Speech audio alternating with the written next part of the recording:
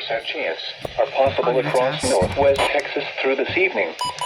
A tropical wave is expected to bring scattered thunderstorms to portions of southeast Texas. Like a test, like right here. Through Saturday. For many, the upcoming weekend and next week will be the hottest of the summer so far, with highs in the mid to upper 90s and heat index values ranging from 100 to 109. The spotter information statement for North and Central Texas. Spotter activation is not expected at this time.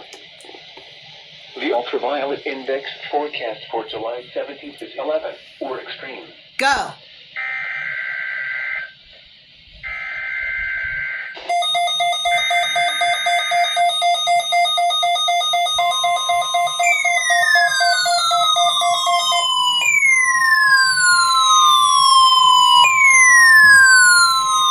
This is the National Weather Service Office in Fort Worth. The preceding signal was a test of the public warning system for weather radio station West North G636. During potentially dangerous weather situations, specially built receivers can be automatically activated by the signal to warn of the impending hazard.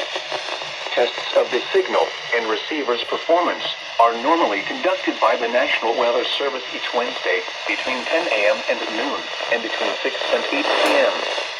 If there is a threat of severe weather, the test will be postponed to the next available good weather day.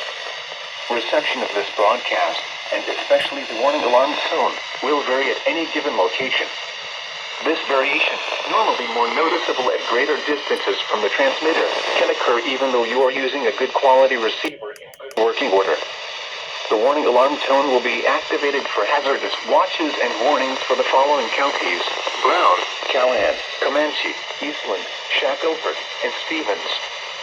This concludes the test of weather radio station West North G636.